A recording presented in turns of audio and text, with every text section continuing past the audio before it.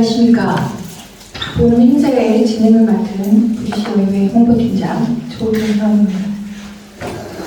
그럼 지금부터 2023년 5월 제1차 엘센 브리핑을 시작하도록 하겠습니다. 예, 반갑습니다. 언론인 여러분. 2주 만에 뵙습니다. 지난 금요일과 월요일에 걸쳐서 저희 324회 임시회는 마쳤고요. 어제 주례보고, 정례적인 주례보고 시간을 갖게 되었습니다.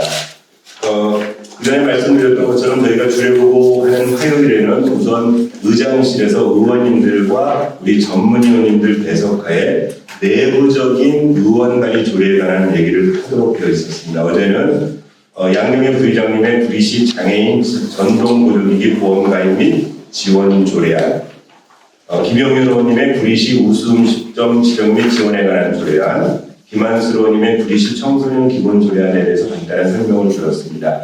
그런데 이 부분은 어제는 길게 토론을 안 하고 운영위원회 쪽으로 이 토론을 넘겼습니다. 왜 그랬냐면 정례 브리핑 때 앞으로 의회에서도 의원 발의 조례에서도 좀 더 심도 깊은 논의를 위해서 지금 매뉴얼을 만들고 있다고 말씀을 드렸습니다. 지금처럼 그냥 간단하게 의원들 발의하는 조례도 대충 설명하고 끝나는 게 아니고 조례의 유형에 따라서 조례를 새로 제정하거나 2억 원 이상의 예산이 소요되는 개정 조례에 한해서는 별도의 입법 심도 있게 논의하는 절차를 갖추는 매뉴얼을 만들겠다고 했고, 어제는 그 매뉴얼을 반영한 구리시의회 회의규칙 일부 개정 규칙안에 대해서 의원님들과 논의를 했습니다. 저희 구리시의회 회의규칙에 지난번 매뉴얼로 말씀드린 것처럼 저희가 58조의 2에다가 58조는 뭐가 들어있냐면은 공청회에 관한 규정이 있습니다. 그러니까 위원회에서 어떤 위원회의 결정으로 시민들의 의견을 들을 필요가 있을 때 공청회를 열 수 있는 조항이 회의규칙에 있는데, 회의규칙 그 58조 2에다가 자치법규 위반에 대한 의견 청취 등 해가지고 의원이 벌이한 안건 중 위원회에서 공청회, 토론회, 자문 간담회 등 이하 의견 청취를 한다. 이게 필요하다고 인정되는 경우 의원은 구리시의회 자치법규 위반 매뉴얼에 따라 의견 청취를 할 수도 있다. 의장과 협의해야 된다. 의견 청취에 참석한 전문가 등에게 예산의 범위에서 수당 및 그 밖에 필요한 경비를 지급할 수 있다. 관계 공무원을 참석하여 의견을 듣거나 등. 그래서 앞으로는 의원님들이 조례를 만들거나 개정할 때도 여하튼 공청회, 간담회, 자문회의 등등 토론회 등등을 통해서 그 조례가 미칠 영향에 대해서 시민들의 의견도 반영하고 전문가들의 의견도 반영해서 조례에서 미스가 생기지 않도록 하겠다. 그걸 우리 회의규칙에도 반영해서 예산까지 확보하고 등등을 하거나 이제 이렇게 결정을 했기 때문에 이후에는 운영위원회와 부의장님이 참석하는 그 회의 속에서 이런 새로운 그 조례 재개정에 대해서는 논의를 하기로 하자라고 어제 일단 얘기를 끝내고, 그 다음에 주례보고를 들었습니다. 아마 여기 어제 주례보고 내용에 대해서는 보도자료에 첨부되어 있어서 아실 겁니다. 그래서 일단 간단하게 제가 설명드리도록 하겠습니다. 첫째, 동구릉에서 돌다리 사거리 역사거리 디자인 계획 계획 용역 결과 보고.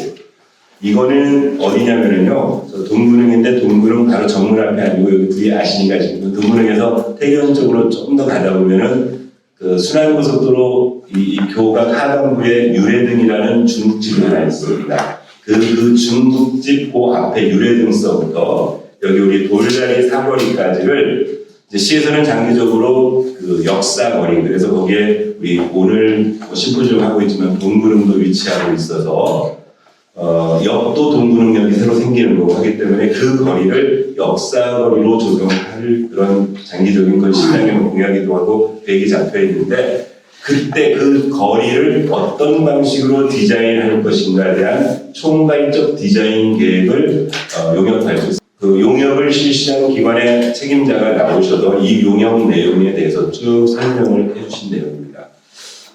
이 용역 결과에 대해서는 의원님들 모두가 되게 만족하셨습니다. 되게 풍족하게 용역 결과가 이루어져 있고, 이제 문제는 이 용역은 지금 문화예술가에서 용역을 시행을 했는데 실제로 이 용역이 반영되는 것은 대부분 뭐냐면 도로 또는 교통 뭐 이런 쪽입니다. 또는 그 주변에 있는 공원. 그래서 도로과나 교통행정과나 또는 공원 녹지과 등 실시 그 일을 담당하고 있는 이후에 그 사업을 해야 될 부서에 이렇게 산출된 용역 결과가 충실하게 반영되어져서 제대로 통일성을 가지고 역사거리가 조성될 수 있도록 하라는 당부로 어제 요구는 마쳤습니다.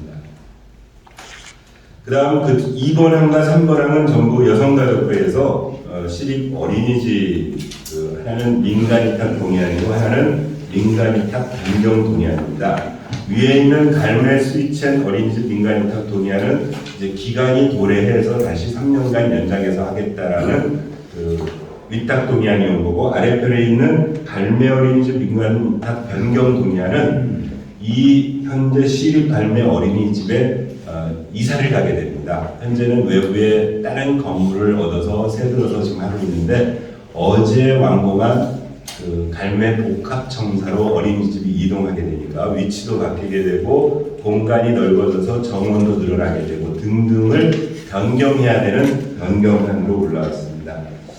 2번 항에 대해서는 일단 기간에 대해서 지적이 있었습니다. 그냥 관례적으로 3년간을 용역으로 민간위탁하고 있는데, 이건 우리 이경희 의원이 늘 지적했던 것들 중 하나가 뭐냐면은 어린이집도 이렇게 학기가 존재하기 때문에 새로 졸업하고 하면 거기에 맞추어서 민간위탁을 하는 것이 옳지 않느냐. 그래서 일단 집행부에서는 어제 의회 의견을 존중해서 임시에 올릴 때는, 동의안 올릴 때는 그 기간을 조정해서 그렇게 아이들의 학기에 맞추도록 하도록 했고요. 시립 갈매 어린이집 민간위탁 변경 동의안과 관련해서는 좀 예산의 문제에 대한 지적이 있었습니다.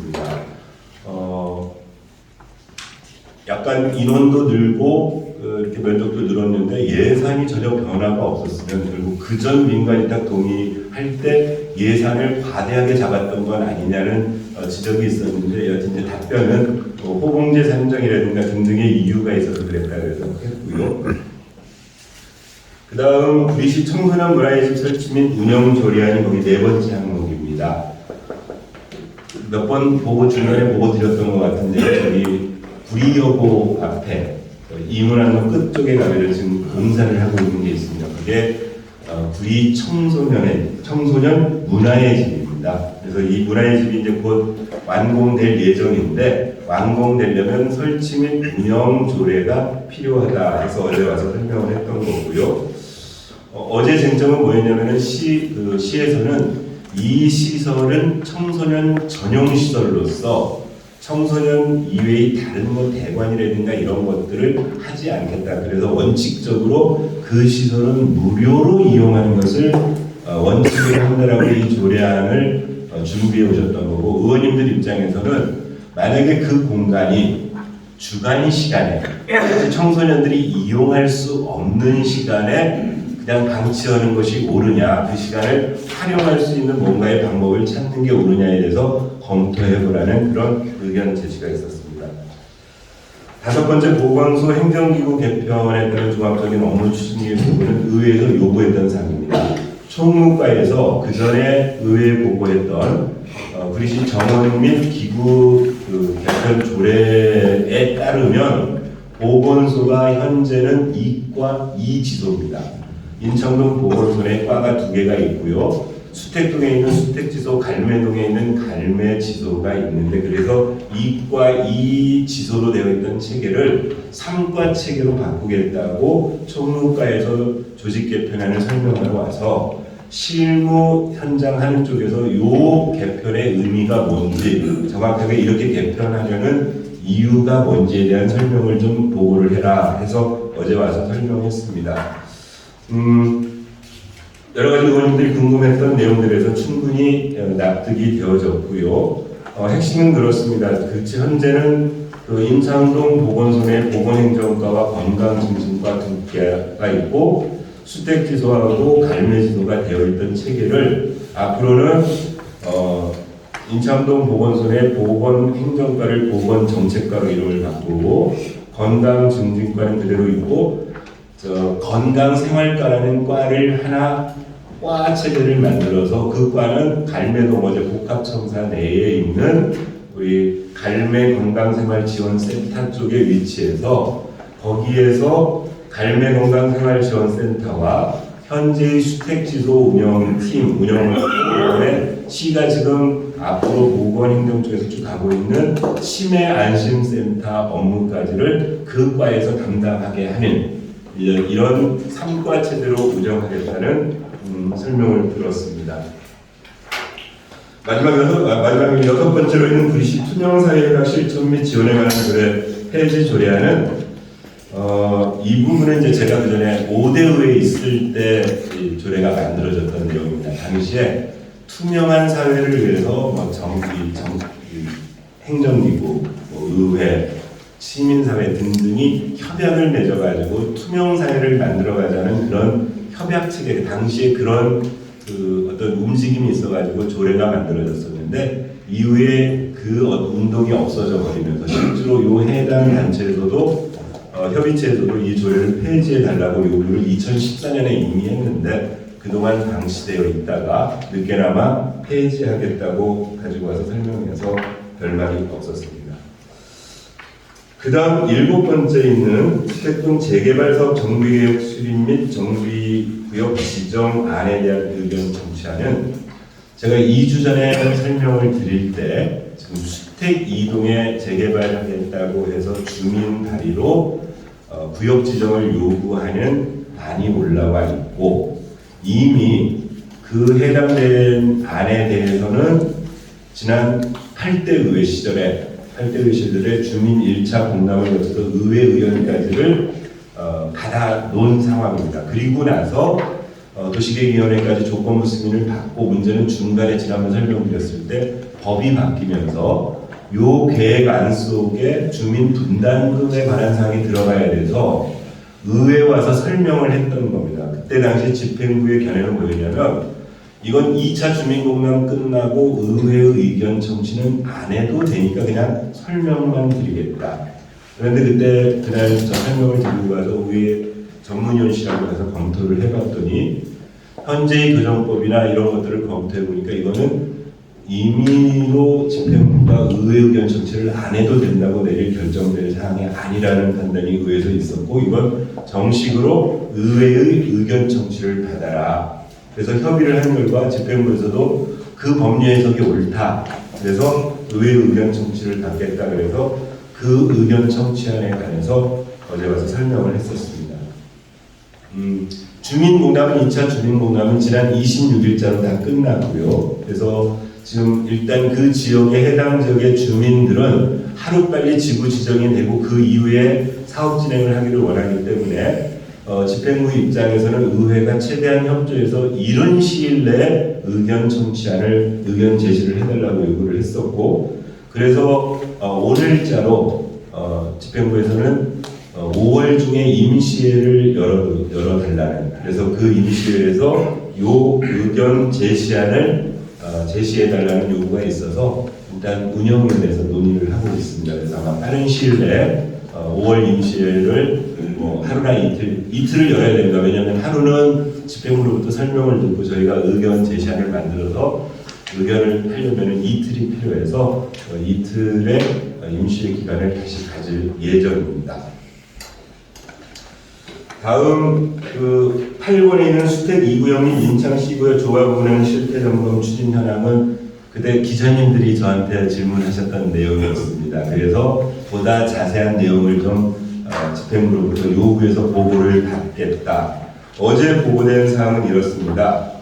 현재 구리시의 조합은 재개발지구로 딸기원 2지구 인창 C구역 수택 2구역에서 재개발 조합이 3개 그 다음 수택 1지구로 재건축 조합이 하나 4개가 지금 시에서 인가를 받아서 활동을 하고 있는데 2022년 12월 13일에 우선 인창 C구역 조합은행 실태 점검반을 구성해서 변호사 1명, 회계사 1명, 한국부동산원 1명, 그리고 공무원 2명에서 총 5명의 점검반이 인창 C구역 실태 조사를 했고요. 2023년 1월 26일 날 역시 변호사 2명, 회계사 2명, 한국부동산은 2명, 공무원 2명 해서 여기는 8명으로 구성돼서 수택 2구역에 대한 종합적인 실태 점검을 완료했다.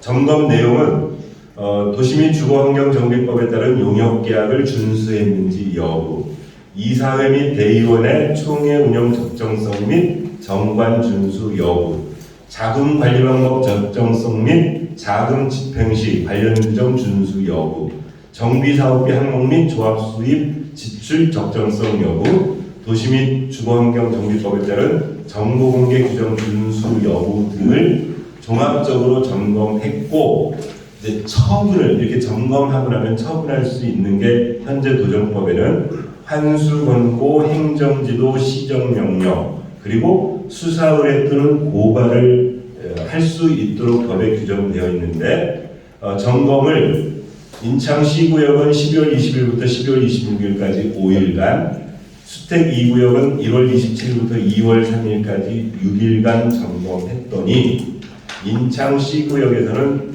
20건의 지적사항 이게 나온 거고, 수택 2구역에서는 26건의 지적사항이 나왔는데, 그때 이제 기사에 써주신 기사 내용에 보면은 그중 17건을 수사 의뢰하고 9건을 시정 명령을 내렸다. 이게 이제 현재 현황으로 의회에 보고된 사항입니다. 일단 의원님들 입장에서, 그러니까 여하튼 지금 이 주택 재개발 또는 재건축 사업은 그 해당되는 조합원들 입장에서는 본인들의 재산과 관련돼서 사업 진행이 신속히 진행돼야 되는데, 점검 결과를 얼마든지 환수권고 행정지도나 시정명령을 통해서 할 수 있었을 터인데 꼭 수사 의뢰를 하게 된 이유가 있느냐, 또는 그걸 좀 철회하고 다른 방식으로 할 수 있는 방법은 없느냐 물었더니, 일단 당시의 판단이 수사 의뢰할 수밖에 없는 상황이었고, 그 수사 의뢰하려고 했던 그 원인이 해소되지 않는 한 그 취하기는 어렵다라는 집행부의 답변이 있었고요. 의회에서는 현재는 그냥 이렇게 총량으로만 어제 보고를 했길래, 자, 그 점검된 위반 사항에 대해서 개인 정보라든가 또는 뭐 이 수사에 차질을 줄 수 있는 이런 방법이 아니고 구체적으로 어떤 점들이 지적되어 있는가는 의회도 충분히 알 수 있지 않겠느냐 그랬더니, 그건 제출 가능하겠다 해서 오늘 정식적으로 집행부에다가 요 실태 점검된 인창 C구역의 20건, 수택 2구역의 26건에 대해서 그 내용에 대해서 의회에 자료로 제출해달라는 요구를 제가 결재해가지고 집행부에 이송했습니다. 자, 그다음 9번째입니다. 구리 전통시장 제2공영주차장 건립사업 계속비 변경 승인안. 2주 전에 설명할 때는 제2전통시장 공영주차 빌딩을 이제 관리하는 문제는 우리 도시공사에다가 관리 대행을 맡기겠다라는 그 동의안이 이제 의회에 넘어와 있다고 했고요. 또 하나는 지금 그래서 이거는 앞으로 빌딩을 관리할 일자리 경제과에서 그 대행 동의안을 올린 거고, 현재 이거는 짓고 있는 건 균형개발과에서 짓고 있습니다. 짓고 있는데 기존의 건립비가 289억 정도, 100만, 1000만, 그렇죠. 289억 정도가 됐는데, 그동안 원자재 상승이라든가 이런 것들 때문에 307억 정도로 증액이 되어서 이 부분이 증액된 상태로 계속비 변경을 해야 되겠다라고 해서 이 계속비 변경 승인안이 1차 정례 때 올라올 예정이라고 설명했습니다. 마지막으로 있는 마지막 내용으로 들어있는 게 뭐냐면요, 별내선 산호동 역신설 사전 타당성과 용역 검토 결과 보고라는 걸 집행부에서 가지고 와서 했습니다.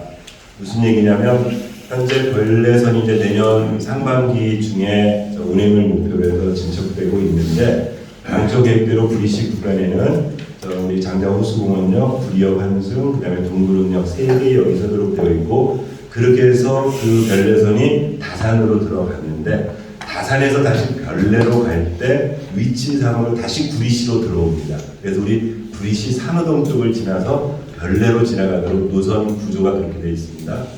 그래서 당초에는 그렇게 우리 지역 내 3개 신선, 5역 신선 이렇게 되어 있는데 이왕에 우리 구리시 산호동 쪽을 지나가니까 그 산호동 쪽에 산호역을 신설하자라는 그런 움직임이 있었고 이 부분이 가능한지 여부에 대해서 지난 2022년 2월 달에 타당성 조사 용역을 발주했다는 겁니다. 해서 올해 3월까지 13개월간 용역을 수행했는데 그래서 용역비가 한 1억 6천 정도 들어간 그 용역이었어요. 그래서 어제 최종 결과는 검토해 보았더니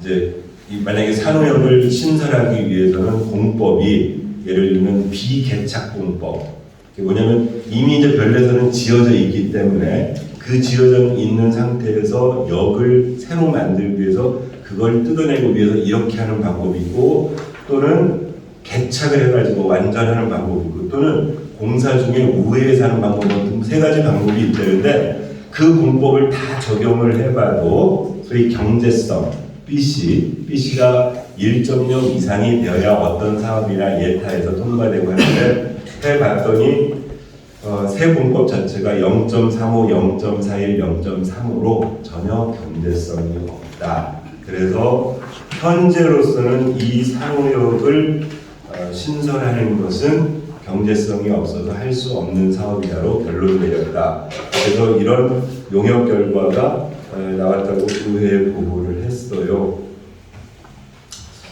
의회 입장에서는 그랬습니다. 제가 예를 들면 이런 거죠. 우리 시에도 이런 업무를 담당하고 있는 그 토목이라든가 건축이라든가 등등의 우리 기술 직렬에 있는 많은 공무원들이 있는데 보통 이런 타당성 조사를 하는 이유는 공무원들이 계략적으로 뭔가 검토를 해봤을 때도 이 경제성이 아슬아슬해서 1.0 이상이 되면 이 사업을 할 것 같고 1.0이 안 되면 못하니까 보다 좀 전문가들의 진단을 받아보자 해서 하는 게 이런 용역 아니냐. 그런데 용역 결과가 0.35가 나왔다는 건 상식적으로 계략적인 전문가들이 살펴봐도 이건 안 되는 일일 텐데 구태여 시민의 혈세 1억 6천 정도를 허비하면서까지 이런 방식으로 지금 행정을 해야 되겠느냐. 앞으로도 제발 용역을 할 때는 적어도 그 경계선상 정도가 있어야 용역을 하겠다고 의회에 요구를 해줬으면 좋겠다라는 당부 말씀을 드렸습니다. 일단 여기까지가 제가 지난 320자의 임시에 그리고 어제 실시한 주례 보고에서 다뤄진 안건에 대한 대략적인 브리핑입니다.